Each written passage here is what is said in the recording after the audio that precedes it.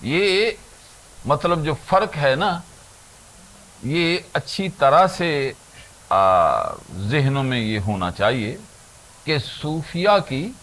باتیں کرنے والا صوفی نہیں ہوتا ہے، بلکہ صوفی صرف اور صرف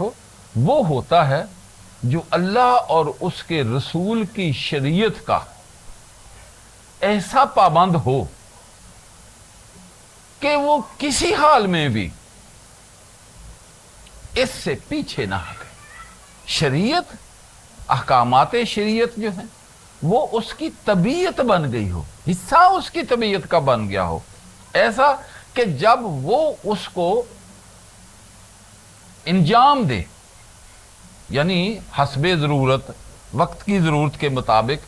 جب اس کو وہ انجام دے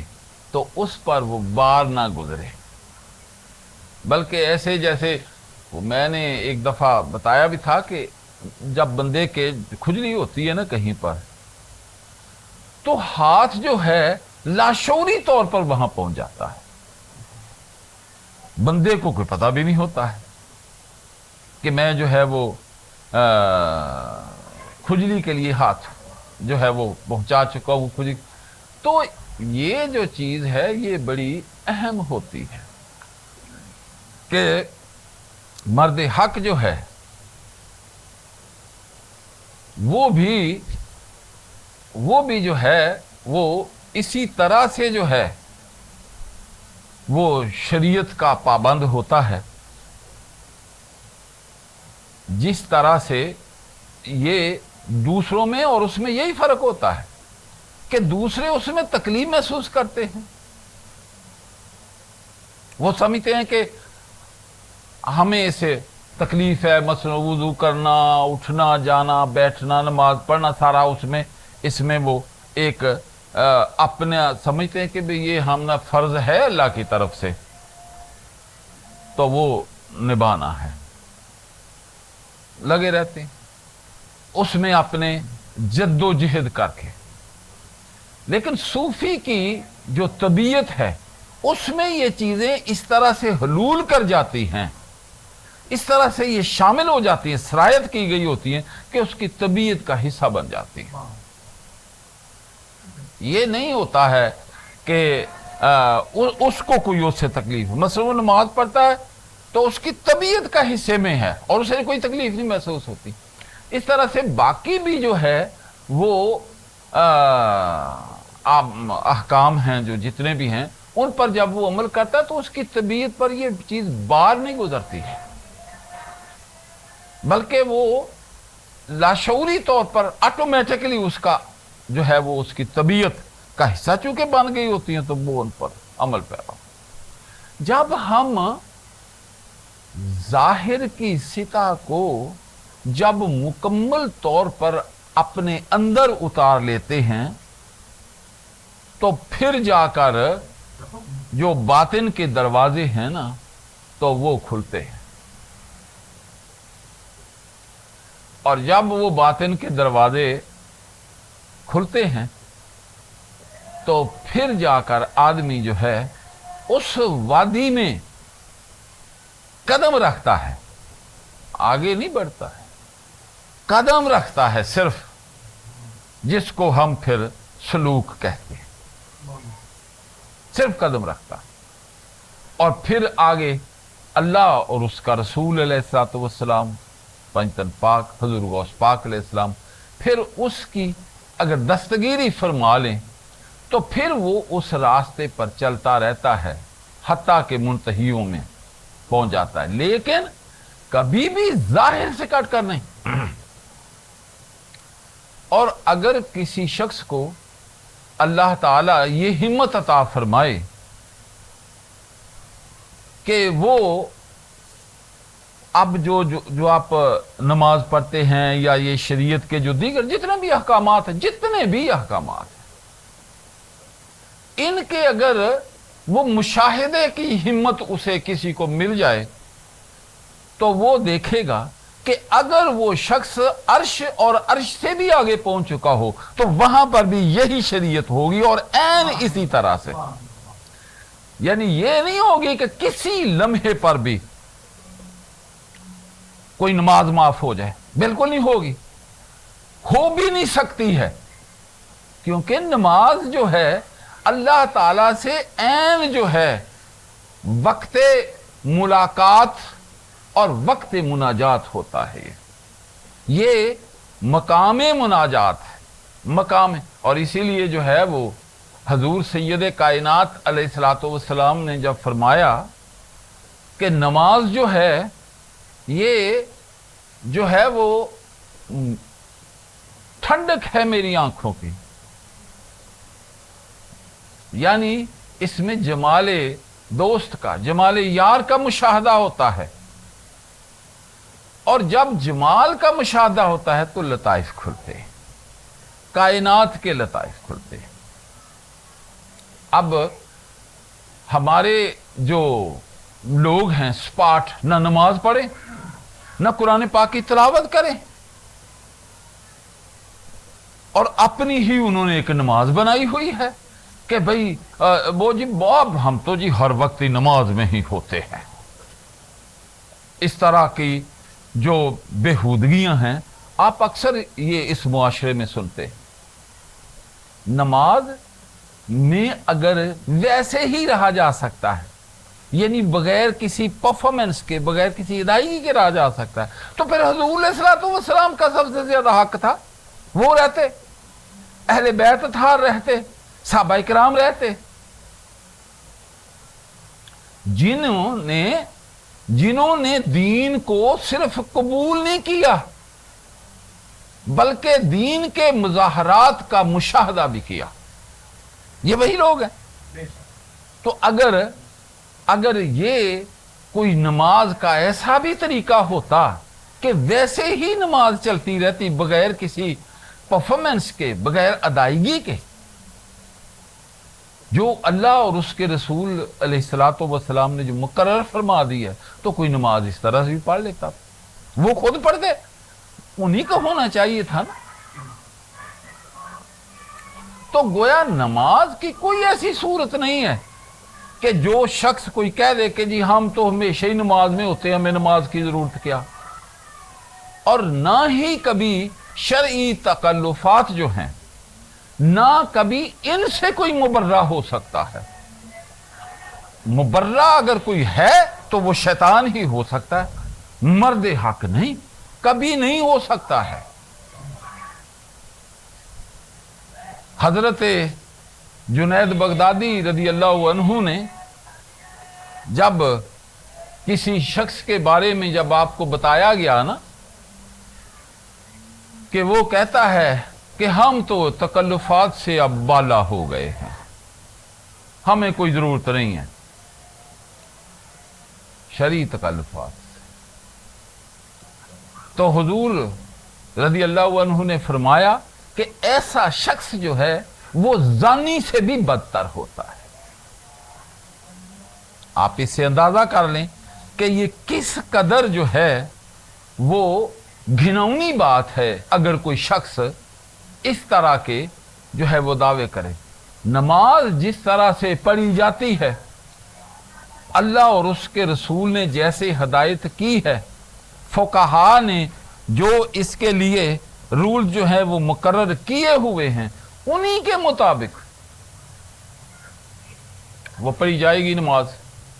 तो तब नमाज होगी। उसके अलावा इसका कोई तरीका नहीं है, ना अर्श पर, ना फर्श पर, ना ही अर्श से कहीं आगे। कोई लम्हा अगर कोई बंदा खुदा के आगे भी खड़ा हो तो फिर भी उसको ये नमाज इसी तरह से पढ़नी पड़ेगी जैसे हम पढ़ते हैं। इसका कोई तरीका नहीं है। अगर कोई ये बंदा कहे कि ये सलात जो है ये यूं भी होती है और वो भी होती है, इसका कोई तरीका नहीं। अगर कोई है अगर किसी के पास तो वो मुझे आकर बता दे, दिखा दे, मैं भी देखूं। क्योंकि हमने तो जो मुशाहदा आलम बाला में भी किया है तो वो इसी नमाज का इसी तरह से किया है और इसी तरह से ही पढ़ी जाती है। ये अगर किसी के नहीं तो दिखा दे फिर अपना, हम भी देखें कि ये कौन सी नमाज वो लेकर उतार। तो लिहाजा इस तरह के सारे लोग फराडिये हैं जो इस तरह का जो बेहुदा गोई करते हैं, सारे के सारे फराडिये हैं। सूफिया से इनका कोई ताल्लुक नहीं है, हरगिज़ ही कोई ताल्लुक नहीं है। इसीलिए आप देखें हजरत जुनैद बगदादी रदियल्लाहु अन्हु फरमाया कि जो शख्स कुरान पाक का इल्म न रखता हो और जो शख्स हदीस ना लिखता हो, अब जाहिर है हदीस के ज़माने लिखने के तो वो चले गए, लेकिन हदीस पढ़ने के तो मौजूद हैं। तो गोया अब हम अगर इंटरप्रेट करें हजूर जुनैद बगदादी रदियल्लाहु अन्हु की बात को, तो यूं कहेंगे कि जिस शख्स को अलूमे कुरान और हदीस पर दस्तरस हासिल ना हो तो वो इस रास्ते पर न चले। और लोग जो हैं वो समझते हैं कि ये कोई तमाशा लगा हुआ है कि चलो भी, और फिर वो एक वो चंद ले लिया है उलमा की, चंद बुजुर्गों की बातें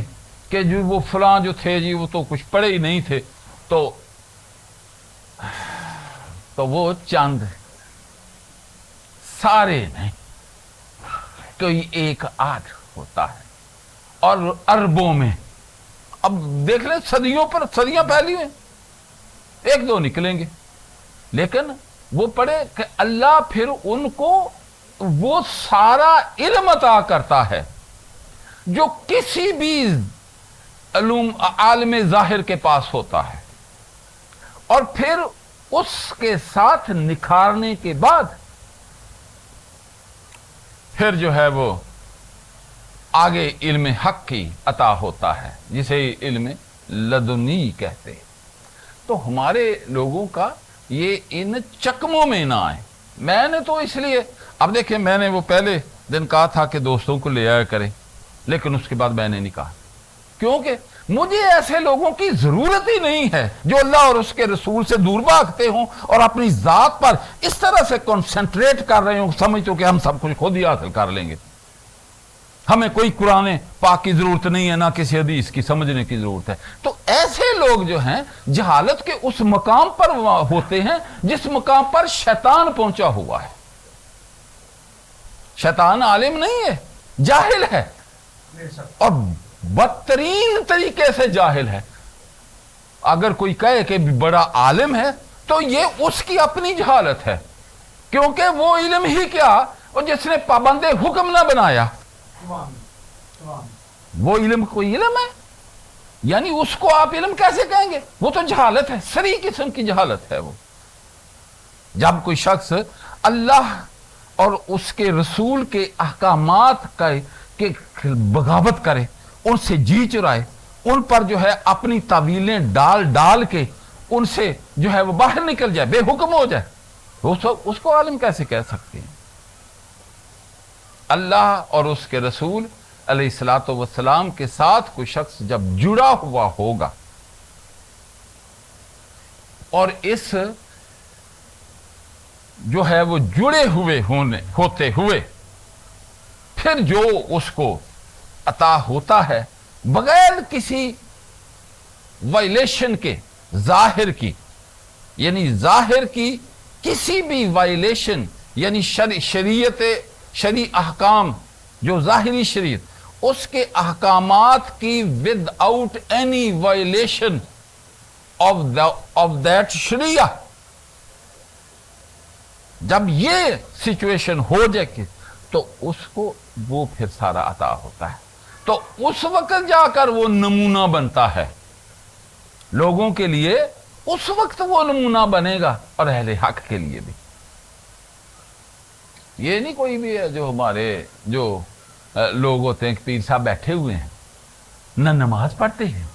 ना कोई उनको दीगर इबादत का कोई ख्याल है, बैठे हुए हैं बस अपना चमके के मारे। बुजुर्ग जो थे जो वक्त करके क्या नमाज की हमें क्या जरूरत है, लो भाई हम, और फिर दावे उनके भी ये कि हम दे रहे हैं सब कुछ, हालांकि यानी उनको इतनी भी नहीं फहम होती है, इतनी भी नहीं अकल होती है कि वो क्या दे सकते हैं किसी को।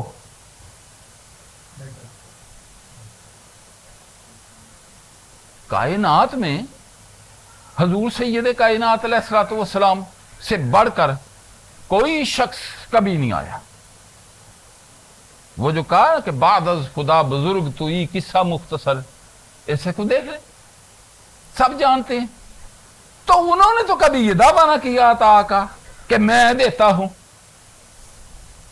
और ये आ गए दावे वाले, अता करने वाले, जिनको ना वुजू करने का इल्म है, ना कुल्ली करने का इल्म है, ना जो है वो वॉशरूम में जाने आने का इल्म है, न नमाज पढ़ने का इल्म है, यानी कुछ भी नहीं जानते हैं सिरे से, और बैठे दावे कर रहे हैं कि हमारे पास सब कुछ है, हम जब लुटा देंगे जो चाहे। और जब लुटाते हैं तो क्या लुटाते हैं? वैसे